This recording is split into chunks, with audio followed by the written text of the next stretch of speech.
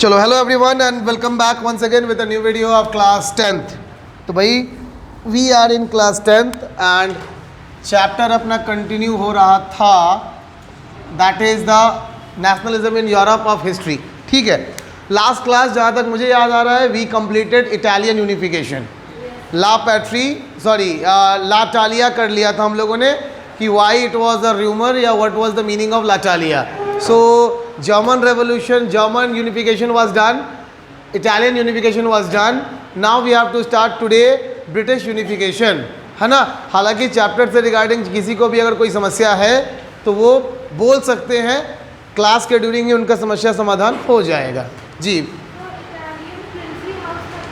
Okay, Italian princely house का मतलब ये है कि among the four like Sardinia, Piedmont, Austrian Habsburg and Ottoman Austrian and Bourbon kings of Spain, इन चारों में से पोप, इन चारों में से केवल सर्डिनिया, पिडमॉन्ट ही थे those who are Italian by birth.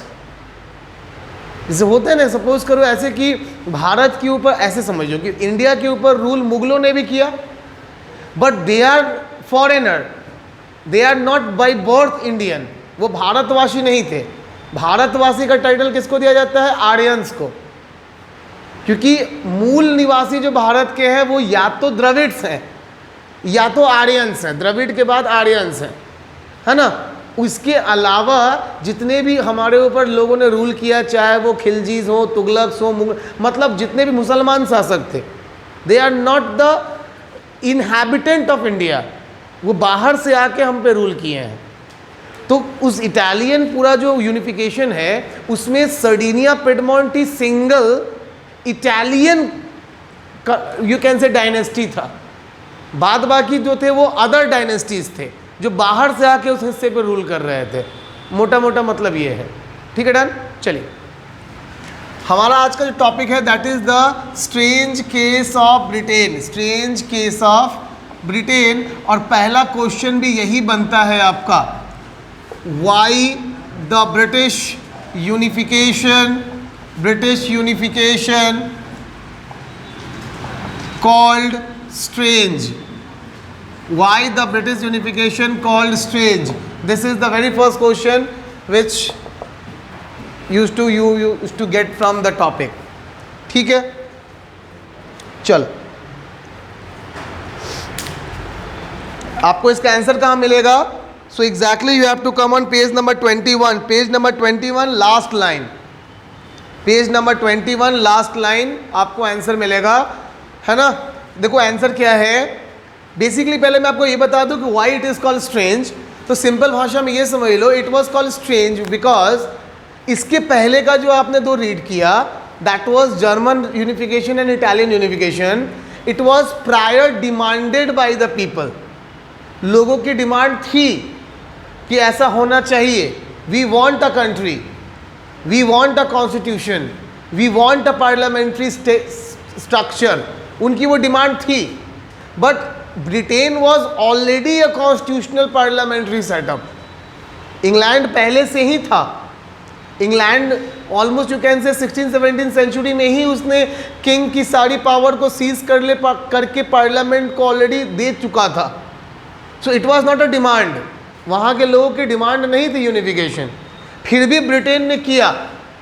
अब उसके पीछे उसने क्यों किया? लुक, इसका सबसे जो मेन रीजन है that is when Britain as a country, England seen that every European country is growing their power in terms of unification. What is exactly unification? Sardinia, Piedmont was a small kingdom, छोटा country था, उसने सबको जीत के अपने आप को बड़ा बनाया। Similarly, Austria was a small kingdom, a small country, but it grew its power, पूरे जर्मनी को कैप्चर किया, बड़ा बन गया। तो ब्रिटेन यानी कि इंग्लैंड वालों को लगने लगा कि भैया हम कॉलोनियल पावर हैं, पैसा भी है, फोर्स भी है, सब कुछ है आज के डेट में हमारे पास, बट ऐसा ना हो कि फ्यूचर में हम in comparison to other countries of Europe हम छोटे रह जाएं और उस समय हमारे पर प्रेशर पड़े। It was a demand, it was a thinking of British people. It was not a thinking of Ireland or Scotland people, जिसको हम लोग आयरिश और स्कॉटिश बोलते हैं। वो ऐसा नहीं सोच रहे थे, ये इंग्लैंड वालों का सोचना था। ठीक है, इसीलिए उन लोगों ने क्या किया, एग्जैक्टली कहा जाए तो दे कैप्चर्ड फोर्सफुली, उन्होंने जबरदस्ती कब्जा किया है, लेकिन नाम दे दिया इसका यूनिफिकेशन, इसलिए इसको स्ट्रेंज कहा गया। Reality was that they use to annexed या they just captured those regions of Ireland and Scotland. But देखा कि भैया पूरे यूरोप में यूनिफिकेशन चल रहा है, तो हम भी इस कैप्चर को यूनिफिकेशन का नाम दे देते हैं और हथियार लेते हैं, दोनों को अपने में मिला लेते हैं। सो ये मेन रीजन है इसके पीछे का पूरे लॉजिक का, इस क्वेश्चन का। अब आपको ये बुक में कहाँ मिलेगा देख लो आप। Okay, so page number 21, the last line is, in Britain the formation of nation state was not the result of sudden upheaval or revolution. It was result of a long drawn out process. There was no British nation prior to the 18th century. किसी British nation की priority नहीं थी 18th century में, ठीक है। The primary identities of the people who inhabited the British island were ethnic ones such as English, Welsh, Scot और Irish, ठीक है। यहाँ तक रखोगे, फिर एक लाइन के बाद आओगे, as the English nation steadily grew in wealth, importance and power, it was able to extend its influence over the other nations of the islands. The English Parliament, which has seized power from the monarchy in 1688 at the end of the protracted conflict, was the instrument through which a nation state with England as its center came to be formed. यहाँ तक आपको पूरा रखना है। अब इस पूरे का फिर से एक बार मतलब बता दूँ कि Britain generally what it done, आप ऐसे समझ लो कि इंग्लैंड सेंटर में हो गया, as it is they are very wealthy, London was the hub of industries, आपको ये पढ़ना भी है in that chapter the making of global world, इसी क्लास 10th में। तो आप पढ़ोगे उसमें कि London was the hub of factories, है ना, and it was so populated on that time, इतना ज़्यादा खचाखच भरा पड़ा था लंदन कि इसके जो अगल बगल के कंट्रीज थे ना, यू कैन से आयरलैंड, स्कॉटलैंड, ठीक है, ये लोग जो थे, वेल्स लोग जो थे, इनके लेबर्स भी इन्हीं पे डिपेंड होते थे। अच्छा, दे ऑल आर हैविंग ना, you can say very close connected boundary. मैंने शायद पहले भी बताया हो, these boundaries are like India and Nepal, कि अगर आप नेपाल के किसी नियर बाई डिस्ट्रिक्ट में हो इंडिया में, तो आप पैदल नेपाल में जा सकते हो। Same condition was there, they are having railway channels, rail channels थे, नेटवर्क्स थे, लोग ट्रेन पकड़ के, लोकल ट्रेन पकड़ के आते लंदन काम करने, फैक्ट्री में workers, they mostly they supply labours, यहाँ से लेबर लोग आते लंदन में काम करने। तो in terms of economy they are dependent on them, power में ज़्यादा था ही, पैसा था ही। तो इसने सोचा क्या कि भैया हमारी जो पार्लियामेंट है ना, इस पार्लियामेंट को हम लोग क्या करेंगे, स्ट्रॉन्ग करेंगे, इन दोनों को आपस में मिला के, और इसी फॉर्मेशन को हम लोग बोलते हैं यूके, यूनाइटेड किंगडम्स, ठीक है बात। अब आप कहोगे कि क्या, आगे मैं बताऊंगा अभी, क्या इस इनकॉर्पोरेशन के बाद इन लोगों से राइट टू वोट छीन लिया गया? नहीं, राइट टू वोट था इनके पास, लेकिन सिस्टम क्या हो गया, अभी वाली जो मोदी सरकार कर रही है, समझो लॉजिक, अभी जम्मू कश्मीर का परिसीमन चल रहा है, शायद अगर आप गलती से न्यूज़ देखते हो तो आपको पता हो। परिसीमन क्या होता है, जम्मू कश्मीर के अंदर फिर से रीस्ट्रक्चरिंग का काम हो रहा है for putting the constitution, you can से कॉन्स्टिट्यूशनल असेंबलीज, स्टेट असेंबली में कहाँ कहाँ कौन कौन सी सीटें होंगी, जैसे हमारे होते हैं विधायक, कहाँ से कौन कितनी सीटें होंगी, उसका काम इलेक्शन कमीशन कर रही है। अब देखो यहाँ पे बीजेपी ने लॉजिक क्या लगा दिया, जम्मू एंड कश्मीर, दो रीज़न है। जम्मू जो है ना, दैट इज यू कैन से हिंदू मेजॉरिटी या Hindu and Muslims are in almost equal in condition. अच्छा, यहाँ जो मुस्लिम भी हैं जम्मू में, they are somehow in favour of BJP, ठीक है। कश्मीर जो है ना, यहाँ पे 90% पॉपुलेशन मुस्लिम की है ना, और ये कट्टर मुस्लिम है बिकॉज ये इन्फ्लुएंस्ड है कहाँ से, पाकिस्तान के पीओके से। अच्छा, लद्दाख इसी से लगा हुआ इलाका था, तो देखो मोदी ने दिमाग क्या लगा दिया कि लद्दाख को अलग कर दिया, कश्मीर अब छोटा हो गया। जब कश्मीर छोटा हो गया तो अगर मान लो जम्मू कश्मीर में अब अगर 100 मान लो 100 विधायकों का जम्मू कश्मीर होगा, 100 MLAs का, तो कश्मीर को मिलेगा 30 से 35 सीट और 70 से 65 से 70 सीट आ जाएगा कहाँ? जम्मू में। अब जरा सोच के देखो कि यहाँ बीजेपी का जो गढ़ है जम्मू, वहाँ नंबर ऑफ सीट्स भी ज़्यादा है, यहाँ उनके सपोर्टर्स भी ज़्यादा है। तो अगर जम्मू सपोर्ट कर दे बीजेपी को केवल और केवल, तो कश्मीर का पूरा मुसलमान अगर बीजेपी को वोट ना भी दे, फिर भी सरकार किसकी बनेगी? बीजेपी की। लॉजिक समझ गए? जहाँ उसके सपोर्टर्स नहीं थे वहाँ सीटें कम कर दिया, क्योंकि उनका एरिया छांट दिया। इसको छांट दिया तो एरिया छोटा हो गया, कोर्ट में केस भी नहीं कर सकता वहाँ का लोकल पार्टी कि यहाँ सीट कम है। वो कहेगा एरिया कम है, एरिया कम है तो सीट कम नहीं रहेगा तो ज़्यादा कहाँ से रहेगा? यहाँ एरिया ज़्यादा है तो सीट ज़्यादा है, यहाँ उसका सपोर्टर ज़्यादा है तो सीट बन जाएगा। अब यही लॉजिक किया इसने भी। England also did the same. Look, English यानी कि British parliament England holds, you can से almost 210 members, 210 seats, while Ireland is having almost 55 to 60 members, and Scotland is having almost 55 to 60 members.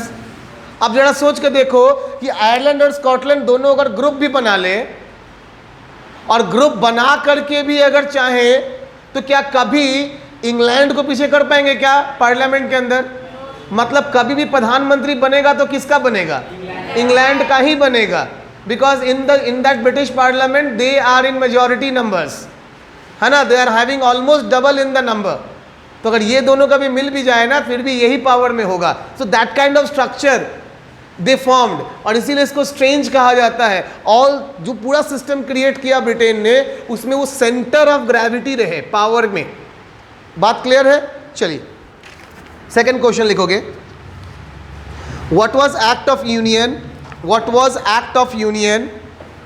What was act of union? What was act of union? What was act of union and what changes उसी में, and what changes made under it, and what changes made under it, and what changes made under it। ठीक है, देखो ध्यान देना, question बहुत simple से। Act of union, पहली बात तो इसका आपको डेट एकदम ईयर याद रखना ही रखना है, that is 1707। 1707 act of union हुआ क्या था? Formation of UK. How? By incorporated which country? Scotland. तो याद रखना, स्कॉटलैंड को फोर्सिफुली अपने में इन्होंने मिला लिया और मिला करके इसको नाम दिया एक्ट ऑफ यूनियन का, और इसी के साथ यूके का फॉर्मेशन हुआ। पहली बात तो आप ये लिख लोगे ना, that UK was formed, book में दिया है, आप ऐसे लिख भी सकते हैं। तो UK was formed, this was the first event which done under Act of Union 1707। ठीक है।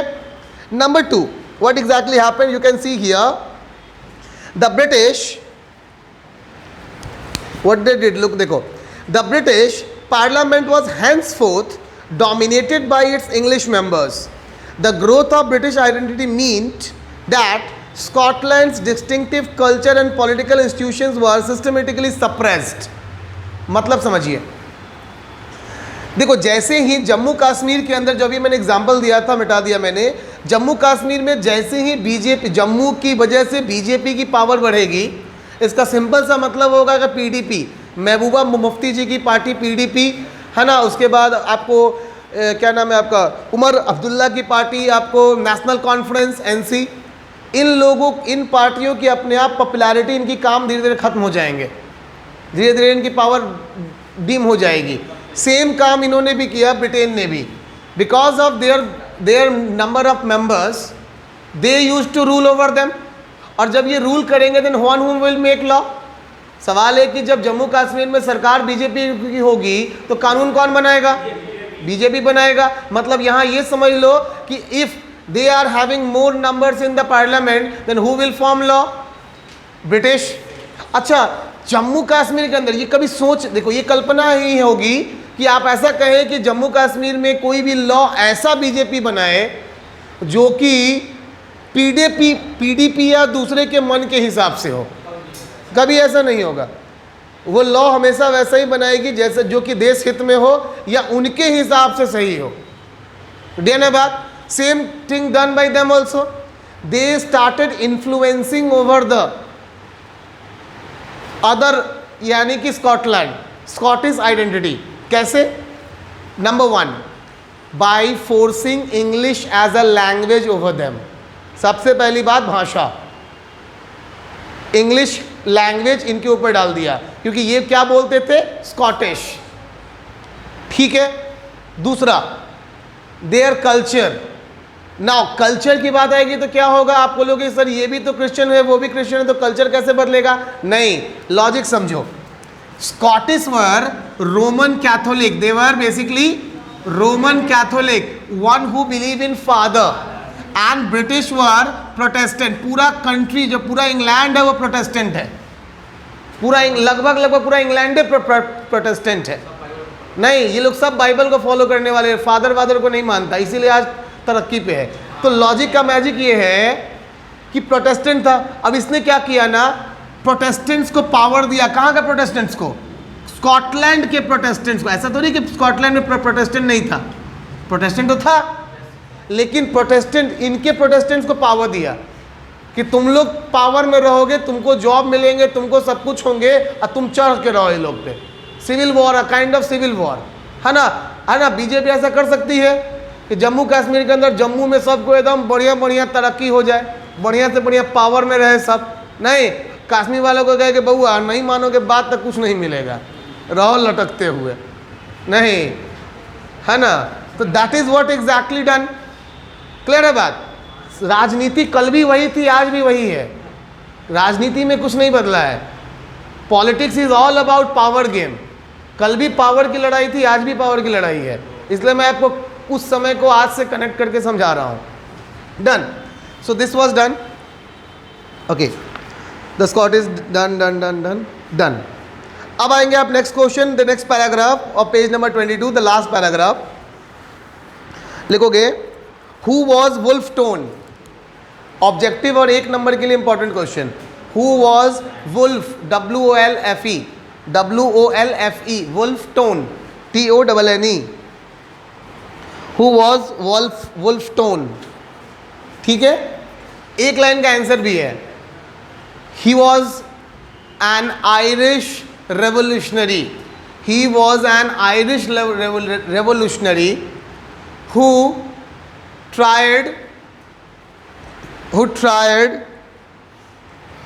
to fight against Britain by 1798। हाँ ठीक है, to fight against Britain by 1798। मतलब आप ये कह सकते हो कि वुल्फ टोन आखिरी उम्मीद था किसका? आयरलैंड का। ये वो रेवोल्यूशनरी मैन था वुल्फ टोन, जिसने 1798 में पूरे आयरलैंड के लोगों को जितना हो सकता था इनकॉर्पोरेट करके एक टाइप का ब्रिटेन के खिलाफ मूवमेंट स्टार्ट किया। बट बेसिकली क्या था ना, वही वाली बात है कि आयरलैंड के अंदर भी ना प्रोटेस्टेंट्स की जो संख्या थी, it was almost 30%, almost 30% Protestant थे एंड 70% वर कैथोलिक। लेकिन जो सबसे बड़ा, आप बोलोगे सर तो 30% प्रोटेस्टेंट, 70% क्या कैथोलिक, ज़्यादा तो कैथोलिक है। लेकिन लॉजिक का मैजिक ये है ना कि that 70% Catholics were depend on Britain, England, because of their work, because of their livelihood, है ना? सो ब्रिटेन ने क्या किया, इंग्लैंड ने क्या किया कि उनके वर्क को रोक दिया, काम रोक दिया, वर्क परमिट स्टॉप कर दिया और एक सिविल वॉर क्रिएट कर दिया। अच्छा, 30% को भी अगर आप ज़्यादा बूस्टअप करो ना, ज़्यादा सपोर्ट करो, तो 30% भी 70 पे भारी पड़ जाता है। नहीं, अगर आप पढ़ेंगे नहीं तो अब देखिएगा सारा रिजल्ट कौन देंगे? अपने टॉपर्स बैच के कुछ बच्चे ही देंगे। तो सारा पर कुछ बच्चा भारी हो जाएगा ना जी? नहीं हो जाएगा? हो जाएगा ना? तो एकदम जज्बा लगा देना। पता है तुम लोग को एक न्यूज़ सुनाते हैं, मतलब तुम लोग को न्यूज़ देखा करो। कल की बात मैं बताता हूँ। डीफ पैरालंपिक हुआ था। डीफ पैरालंपिक का मतलब होता है गूंगे बहरे। नहीं, भारत ने तीरंदाजी में यानी कि आर्चरी में गोल्ड जीता है, बॉक्सिंग में गोल्ड जीता है। मतलब आप सोचिए, इस टाइप की न्यूज़ को मैं प्लानिंग भी कर रहा था पूरा को एक मर्ज करके एक तैयार करूँगा वीडियो आप लोग के लिए। मतलब सोचो कि जिसको भगवान ने अपंग पैदा करके भेजा है, कमी डाल के भेजा है, उसने भी अपनी कमी को पार करके नेशन को रिप्रेजेंट करते हुए गोल्ड ले आया। जो बोल नहीं सकता, सुन नहीं सकता, नहीं, इशारे में ज़िंदगी काट रहा है, किसी के पास हाथ नहीं है। पैरा ओलंपिक्स में तो ऐसे भी स्पोर्ट्स होते हैं जिसमें कि लोगों के पास पैर नहीं होता, हाथ नहीं होता, व्हील चेयर पे दौड़ जाते हैं, रेस हो जाती है, व्हील चेयर की रेस होती है, हॉकी हो जाती है, एक हाथ कटा हुआ एक हाथ से खेल रहा है सब। मतलब आप इमेजिन कीजिए कि how much pain they have. जब उन्होंने शुरुआत की होगी ट्रेनिंग की, कितना दर्द उनको महसूस हुआ होगा और कितने हार्ड लेबर के बाद वो उस पोजीशन पे पहुंचे होंगे कि वो आज नेशन को रिप्रेजेंट करके इंटरनेशनली मेडल लेके आ रहे हैं देश के लिए। आप तो फिर भी फिट एंड फाइन है, भगवान ने कोई कमी आपके अंदर भेजा नहीं है, देखे फिर भी नहीं कर रहे हो यार स्कोर। सोच लोगे कि हमको पढ़ जाना है, हमको कर लेना है, हमको स्कोर ले आना है, पीछे कैसे कोई कर देगा। मतलब हम हकीकत में बाबू जान लीजिए, हम ऐसे ऐसे लोगों को देखे हैं अपने पैरेलल में, अपने नज़र से, मेरे क्लासमेट्स ऊपर आते हुए जिनकी आप कल्पना नहीं कर सकते हो। उनके सामने क्लासमेट होने के बाद भी आई एम अ फेलियर ना। Vivek my friend, he is right now in California, शायद मैंने बताया हो पुराने वालों को। एक रूम में, मतलब जितना बड़ा तुम्हारा टॉयलेट है ना, बॉयज़ टॉयलेट, उसका हमको लगता है कि मुश्किल से 1.5 गुना साइज का उसका कमरा रहा होगा, जिसमें उसके मम्मी पापा भैया वो चारों रहता था, एक ही रूम। मोहल्ले वाला कम्युनिटी टॉयलेट, जैसा आप मूवीज़ में देखते हैं चौल वगैरह में होता है, नहीं, ऊपर 5 ईंटा लगा के ऊपर चौकी, मम्मी पापा चौकी पे, दोनों अति के नीचे, चौकी के नीचे, ये रहने का तरीका। रात में 10 बजे विवेक पढ़ रहा है, 11 बजे विवेक पढ़ रहा है, 12 बजे विवेक पढ़ रहा है, 2 बजे विवेक पढ़ रहा है, 2:15 अब सोने जा रहा है। बाबू ही वॉज अनबीटेन। मुझे अपने बिहार के सिवान जिला के गांव से क्लास 6th में जाने वाला बच्चा 6th के एनुअल एग्ज़ाम से 12th के फाइनल तक ही वॉज अनबीटेन टॉपर। उसके और हमारे या फिर सेकंड टॉपर्स के बीच में मिनिमम गैप रहता था तो कम से कम 80 to 100 मार्क्स का ओवरऑल। कमबख्त पंजाबी जैसे सब्जेक्ट में भी ले आता था 95-96, जो कि हम लोग के लिए एकदम अनयूजुअल सब्जेक्ट होता था। संस्कृत तो पढ़े नहीं कभी, पंजाबी पढ़ते थे स्कूल की वजह से, तो पंजाबियों में कमबख्त 95-96 ले आता। It was a passion. Maths के एक्सरसाइज में 40 क्वेश्चन है, वो 150 बना के ले आता। नहीं बोलता कि सर तुरंते बन गया, 1 घंटा में सब क्वेश्चन बन गया। उसके बाद बैठ के बोर हो रहे थे तो अपने से सारा चेंज करके डिजिट क्वेश्चन बढ़ा लिए। अब बोर हो रहे थे, बैठ के क्या करते। तो आप लोग की तरफ फ़ोन है, स्मार्टफोन है, गेम आप कहते तो था नहीं ना, तब बोर हो रहा था बजा। तो बोर होने के लिए क्या करता, बोरिंग अपना हटाने के लिए तो बना लेता। कौन है भाई, वही तो है।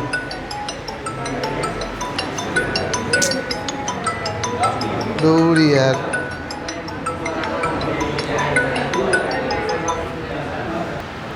तो लॉजिक है बाबू, समझ रहे हो। भाई भी उसका इंजीनियर है, वो भी IIT BTech है, MTech है, जॉब लग गया गूगल में। टैक्सी ड्राइवर थे उसके पापा, आज उसके पास मर्सिडीज है, BMW है, सब है, 1.25 करोड़ का पैकेज है। मतलब आप इस बात को इमेजिन नहीं कर सकते हैं कि लोग कहाँ से उठते हैं, किन परेशानियों से उठते हैं, और परेशानियों से ही लोग उठे हैं। Without any kind of problem और headache it is never ever possible कि आपके मेरे ऑफिस में है, मेरे ऑफिस में, it is never ever possible that you get something. सोने को भी पता है, आप लोग जो 24 कैरेट गोल्ड आपने पढ़ा होगा, 24 कैरेट गोल्ड को भी आग में पिघलाया जाता है, तब जाके उससे ज्वेलरी बनती है जो आपकी मम्मी लोग या फिर लोग पहनते हैं। तो सोने को भी आग में तपना पड़ता है, तब जाके वो ज्वेलरी बनता है, जलना पड़ता है। हार्ड नहीं है चीज़ें, आप बना रहे हैं उसको सिर्फ पढ़ाई नहीं करने की वजह से। चलिए बात बहुत हो गई, चलिए लास्ट क्वेश्चन लिखेंगे वुल्फ टोन के बाद। Mention the changes which take place, mention the changes which take place after 1801, after 1801, mention the changes which take place after 1801,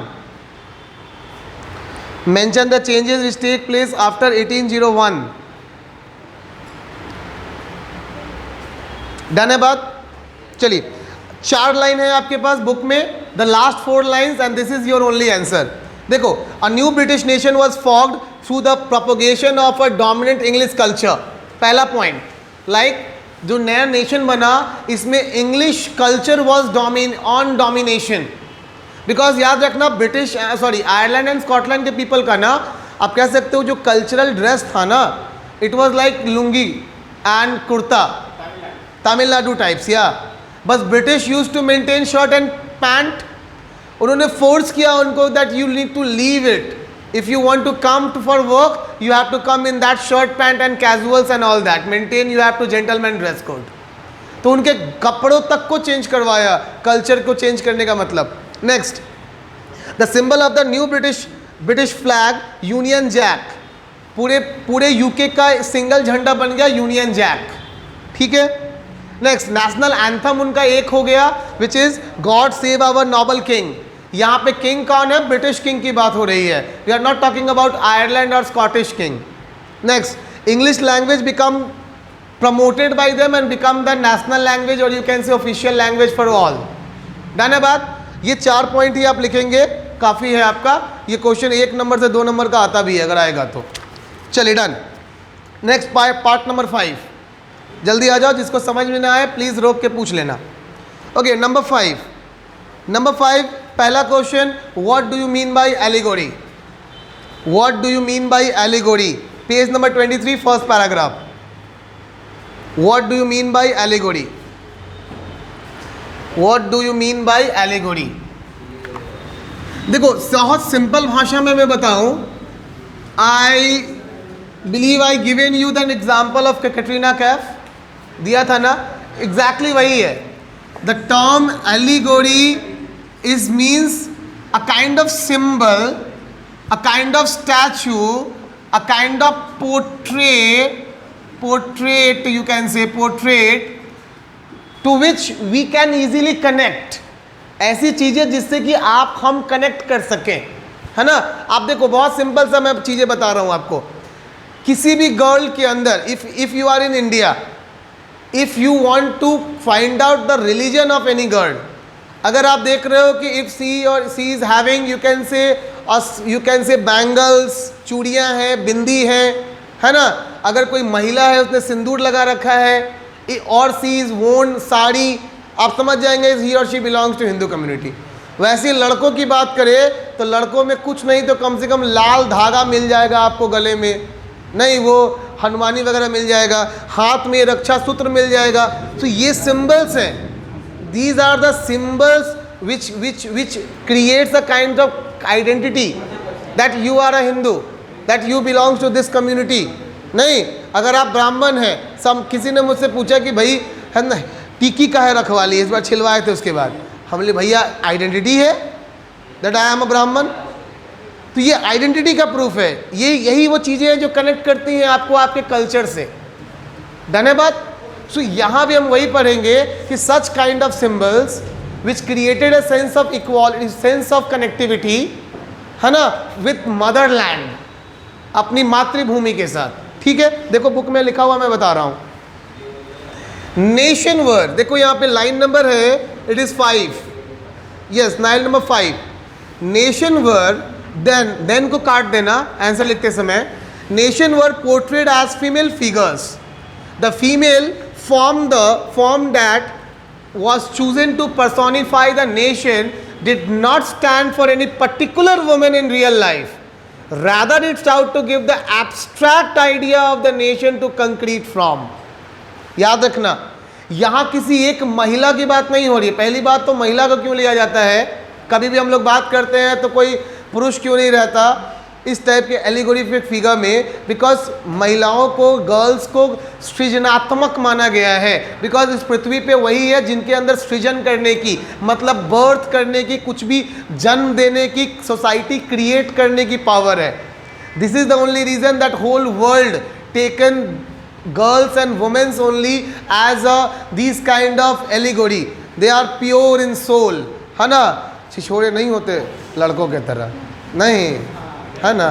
चलो ठीक, तो दैट इज व्हाट एग्जैक्टली, है ना, कि गर्ल्स को लिया गया। अच्छा, यहाँ किसी एक की बात नहीं है, यहाँ किसकी बात है, कोई भी हो सकता है जिसके अंदर वो चीज़ें हैं एज अ सिंबल। मैंने जब आपको एग्जांपल दिया था वही बोला था ना कि take example Katrina Kaif, now she worn up, you can say that crown, वो क्राउन पहन ले, she worn a sari, she holds an like sword and trishul ना, और बगल में आप एक शेर खड़ा कर दे, अब पिक्चर ले ले, आपको क्या नजर आएंगी, भारत माता नजर आएंगी? नहीं, same figure, same structure, same face, Katrina Kaif. Now she is in jeans and top. अच्छा, शॉर्ड एंड त्रिशूल क्या वेपन है, लेकिन अब उनके हाथों में AK-47 है। नहीं, शॉर्ड वो जो टाइगर है, लॉयन, वो क्या है, उनकी सवारी है भारत माता की। अब कैटरीना कैफ के बगल में आप KTM खड़ा कर दो, मतलब आपने कुछ भी अलग नहीं किया, नहीं, सिर्फ आपने उस पर्टिकुलर चीज़ों को चेंज कर दिया। अब इस कैटरीना कैफ को देख के भारत माता वाली फीलिंग आएगी क्या? नहीं आएगी, माता वाली फीलिंग नहीं ना आएगी। मतलब कुछ और आएगा ना, इसीलिए हम बोल रहे हैं। चलो डन, नेक्स्ट क्वेश्चन लिखोगे, एलिगोरी हो गया, एलिगोरी यहां तक आ जाएगा। That is the female figure become an allegory of the nation. Second paragraph, next question लिखोगे, who was Marianne, who was Marianne, who was Marianne. Marianne का स्पेलिंग दिया हुआ है MARIANNE। सेकेंड और थर्ड दोनों पैराग्राफ को मिला के इसका आंसर बनेगा हु वॉज मैरियन। डन है। एक लाइन में याद रखना हो तो क्या याद रखोगे, she was the mother of France. ठीक है, मदर ऑफ फ्रांस।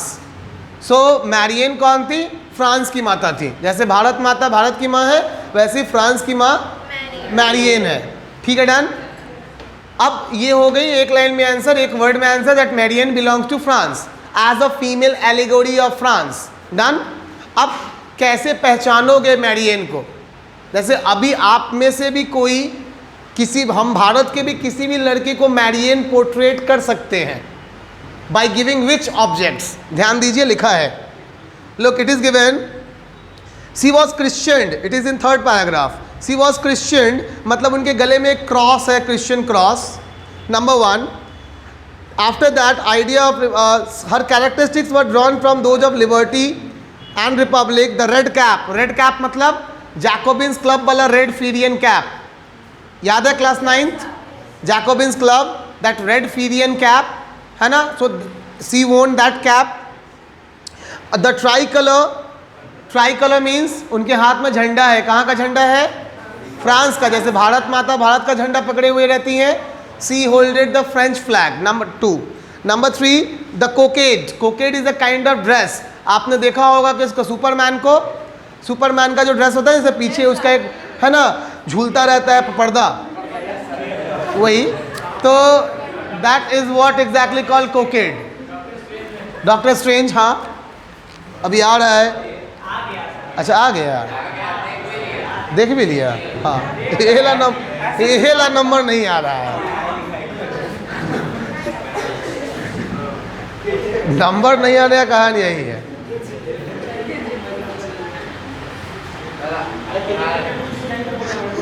हाँ भाई डन। अच्छा अगर आपसे एक सेकेंड, अगर आपसे क्वेश्चन ये आ जाए कि व्हाट लिखो, what does Marianne symbolises, what does Marianne symbolises, Marianne किस बात की सिंबल थी?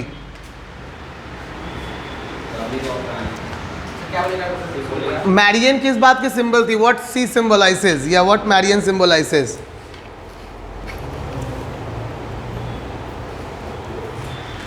डन है। सो यस, देखो इसका आंसर बहुत एक लाइन का आंसर है। The French Revolution, it is in the second paragraph first line, the second paragraph first line. The French Revolution artist use the female allegory to portray idea such as liberty, justice and republic. याद रहेगा, सिर्फ 3 word आपको याद रखना है, liberty, justice and republic. So Marianne symbolises liberty, justice and republic, ideas, इन्हीं ideas को। Done. Last question from this part लिखोगे, हु वॉज जर्मीनिया, हु वॉज या हु इज जर्मीनिया, आज भी है, हु इज जर्मीनिया। सिंपल बात है, मदर ऑफ जर्मनी है ना, तो जर्मनी की माता जर्मीनिया, ठीक है।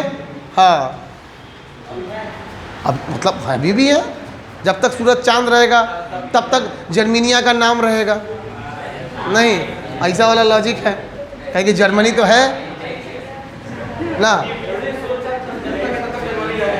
वही बात। चलिए अब हाउ यू कैन आइडेंटिफाई, अगर आपसे क्वेश्चन ये आ जाए कि what are the characteristics of Germania, आप जर्मीनिया को कैसे पहचान सकते हो?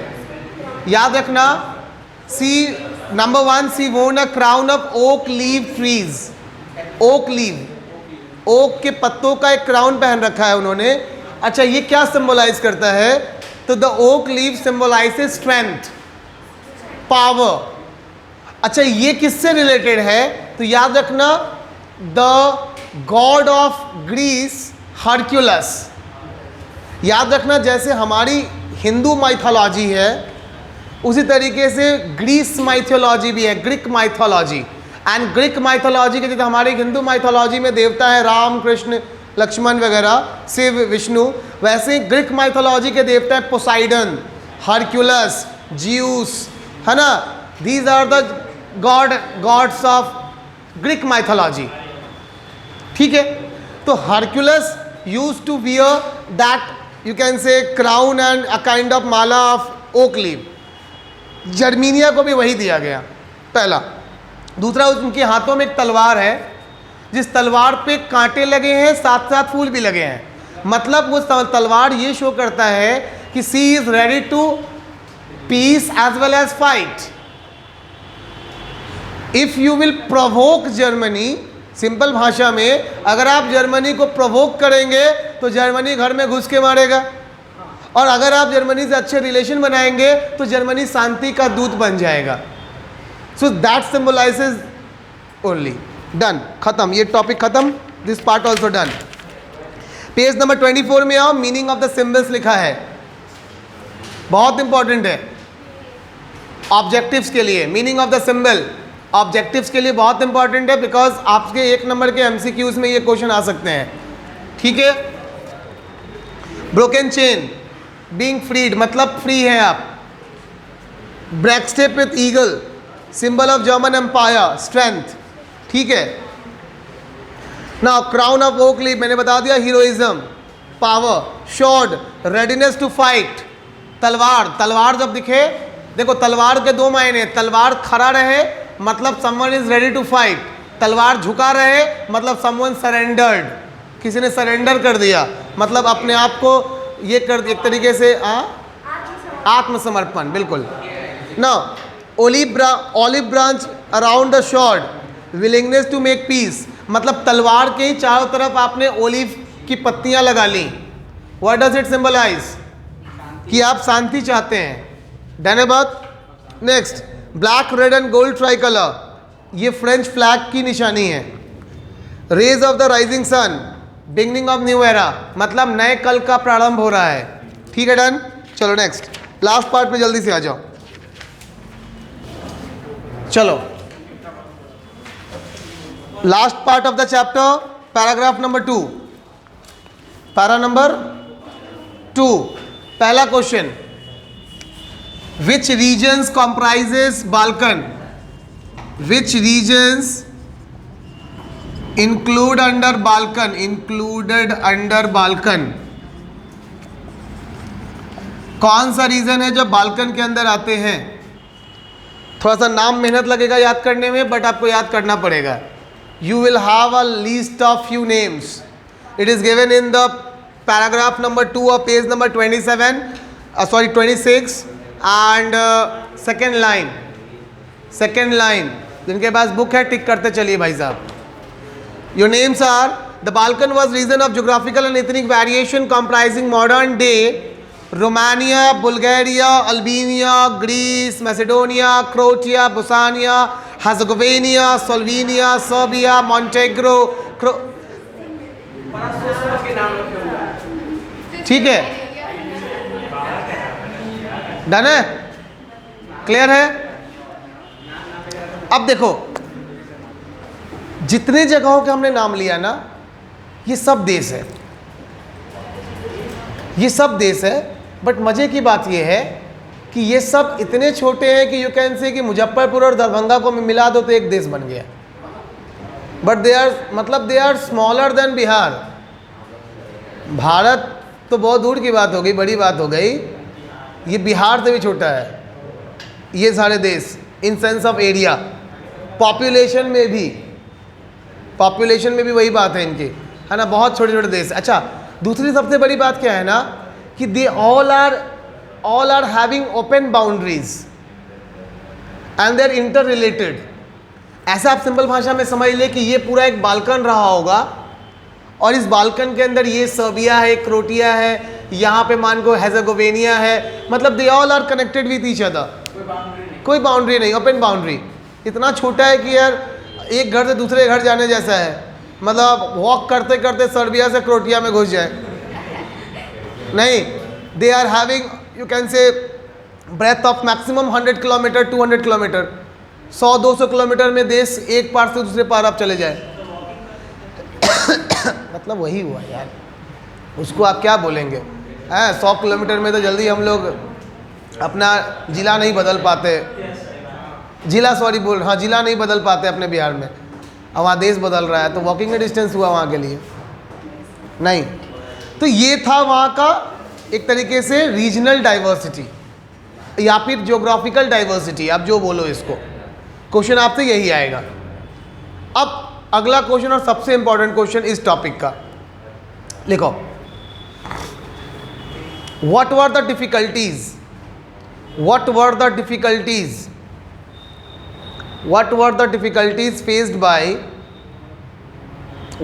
difficulties faced by Balkans during unification? What were the difficulties faced by Balkan during unification? Done है बात। चलिए ध्यान दीजिए,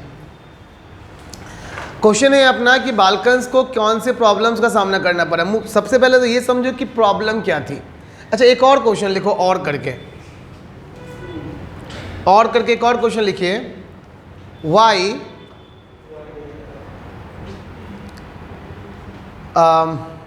the unification process of Balkan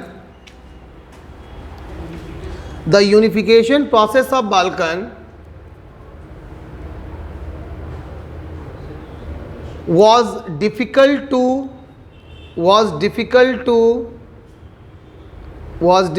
to complete। चलिए ध्यान दीजिए, क्वेश्चन का मतलब सिंपल भाषा में ये है कि व्हेन यूनिफिकेशन स्टार्टेड ना बाय द बिग कंट्रीज, तो देखो छोटा राजा भी तो राजा ही होता है। मन तो उसको भी कर रहा था कि भैया राज नहीं करे, अपने आप को बड़ा बनाए, पावरफुल बनाए। अच्छा, तो हुआ यूँ ना, सपोज कर लो मैं कुछ नाम लिख लेता, फॉर एग्जांपल सर्बिया लिख लिया, क्रोटिया लिख लिया, उसके बाद में मान के चलो कि रोमानिया लिख लिया, चलो रोमानिया लिख लिया, ग्रीस लिख लिया, ठीक है, 4 लिख लिए, बहुत हो गया। अब मान लीजिए थोड़ी देर के लिए they are very small in area. आप ये कह सकते हैं कि सर जब इतने छोटे छोटे थे तो यूनिफिकेशन का सबसे आसान तरीका था कि ये चारों लोग जिनका नाम आपने लिखा है एक साथ आ जाते, बड़ा बन जाता। यूनिफिकेशन का यूनिफिकेशन हो गया, पावर का पावर बढ़ गया, बड़े का बड़े हो गए, सब हो गया।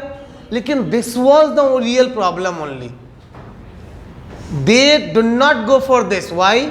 समझो, they all have their own ethnic culture, ethnic ETHNIC, they all have their own ethnic culture, मतलब सबका अपना कल्चर था which they are not ready to give up. जिनमें से कोई नहीं चाहता था कि हम गिव अप करें, सब चाहते थे कि हम अपना कल्चर दूसरे पे थोपे। तो जब सर्बिया कहेगा कि क्रोटिया पे थोपे, तो क्रोटिया कहेगा तो हम काहे छोड़ दें, हमारा कल्चर कौन खराब है जो हम अपना छोड़ दें, पहली बात।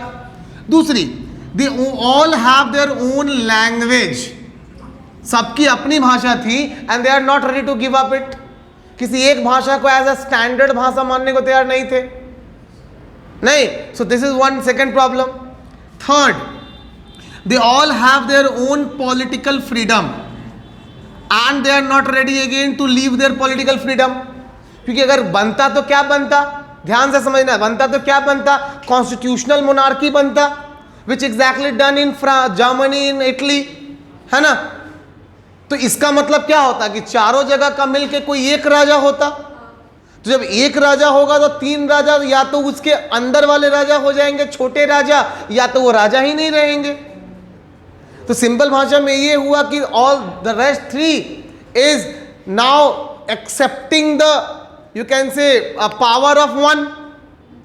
क्यों कोई राजा किसी राजा की बात सुने, पावर, अपनी पावर को खत्म करके उस राजा के अंदर चला जाना चाहे। This was also one problem behind the unification, ठीक है। सो मेन तो ये 3 हो गई बातें। अब इसका रीजन क्या हुआ ना कि दे ऑल स्टार्टेड जेलस। अच्छा नहीं, चौथा एक और था, they all are mostly called slaves and they are controlled by mainly Ottoman Empire. Ottoman Empire के कंट्रोल में थे। अच्छा, fighting with Ottoman Empire is a very big task, they can't. अकेले ही ऑटोमन एम्पायर से भिड़ जाए ये पॉसिबल नहीं था इनके लिए, तो ये भी एक समस्या थी।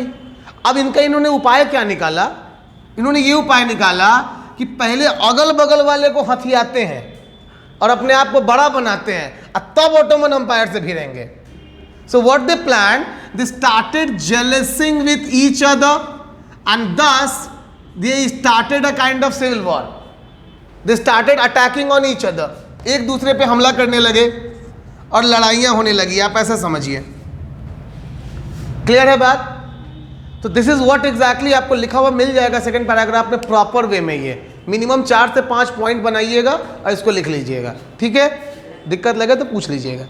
चलिए, last question of the chapter.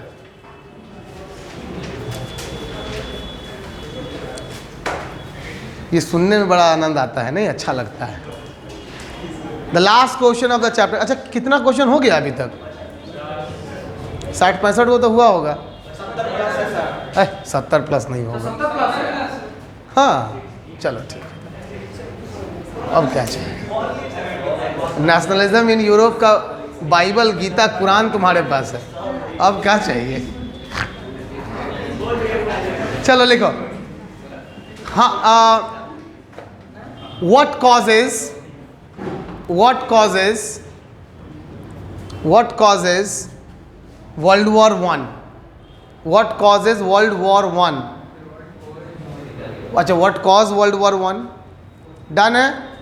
पहला क्वेश्चन ये हो गया। और करो, और करके लिखो। How Balkan reason cause WW1, World War I। Done है बात। अब समझिए, इसी पेज समझ लेते हैं। देखो था क्या, basically they are the slaves, है ना। और ये जो कंट्रीज थे ना इतने छोटे थे कि दे आर नॉट टेक्निकली और they are not productively advance. ये क्या था ना, यहां से सबसे ज्यादा लेबर सप्लाई होता था।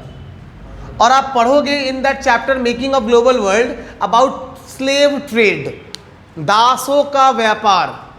अमेरिका और यूरोप इनके बीच में बहुत टाइम में भी अमेरिका और यूरोप के बीच में बहुत ज़्यादा अमाउंट में क्या होता था, स्लेव ट्रेड होता था। स्लेव ट्रेड मतलब जो मालिक होते थे वो खिला पिला के बच्चों को बड़ा करते थे, तंदुरुस्त बनाते थे, और फिर गुलामों का बाजार सस्ता था जहाँ पे सेठ, साहूकार, फैक्ट्री ओनर्स वो आते थे और बोलियाँ लगाते थे, है ना।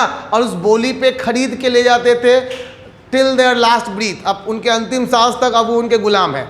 इस तरीके से स्लेव ट्रेड होता था। And the Balkan reason was most of the supplier. फिलहाल सवाल है कि सप्लाई किसको करेगा, जो बड़ा कंट्री है। बड़ा कंट्री यूरोप का कौन था, Germany, France, Russia, England, these are. तो देखो लॉजिक वही था। सपोज कर लो कि सर्बिया का किंग जो है ना ये सप्लाई करता है जर्मनी को, मान लो। क्रोएशिया का किंग सप्लाई करता है सपोज कर लो फ्रांस को। अब फ्रांस भी ये चाह रहा है, क्रोएशिया को सपोर्ट कर रहा है कि ठीक है तू हमला कर सर्बिया पर। कि फ्रांस देख रहा है कि अगर क्रोएशिया ने जीत लिया सर्बिया को तो इनडायरेक्ट वे में इसके लेबर्स भी अब मेरे पास आएंगे, तो my human power will increase. Same thing done by Germany कि अगर सर्बिया जीत लेगा क्रोएशिया तो इसका जो लेबर है वो भी मेरे पास आएगा। और इस चक्कर में जर्मनी सर्बिया को मदद कर रहा है, फ्रांस क्रोएशिया को मदद कर रहा है। इनके मदद की वजह से ये लोग आपस में लड़ रहे हैं। एंड फाइनली इन छोटों की लड़ाई जो थी वही 1914 में बड़ों की लड़ाई बन गई, which we call world war. जब सर्बिया और क्रोएशिया के राजा के बीच में ये हुआ, वॉर हुआ, राजा मारा गया, तो सर्बिया ने बहुत बुरी तरीके से ये किया, मतलब यू कैन से कि गुहार लगाया हेल्प का, और फ्रांस खुल के सामने आया। फिर जर्मनी के साथ भिड़ गया, उसके बाद ग्रुप बने, वर्ल्ड वॉर हो गया। तो it was a disaster because of the Wars of the smaller once. Done है बात, चैप्टर खत्म है। क्या करेंगे आप, चैप्टर को थॉरोली पढ़ लेंगे, जहाँ से भी आपको डाउट लगे तो पूछ लेंगे आप, है ना। चल जाइएगा। अच्छा सुनिए, एक सेकंड बैठ जाइए, थोड़ा देर के बैठिए। ट्यूसडे को आपकी क्लास में लूँगा, ठीक है। और ट्यूसडे को आप लेके क्या आएंगे, तो ट्यूसडे को आप लेके आएंगे इकोनॉमिक्स लेके आएंगे और ज्योग्राफी लेके आएंगे। दोनों में थोड़ा थोड़ा है, तो एकदम दोनों का थोड़ा थोड़ा जो है उस दिन पूरा कर देंगे और दोनों उड़ा देंगे, है ना। तो आप जो इकोनॉमिक्स एंड ज्योग्राफी दो सब्जेक्ट आप लेके आएंगे ट्यूसडे को, आज ही बता दिए। चलो डन है बात, हाँ कीजिए।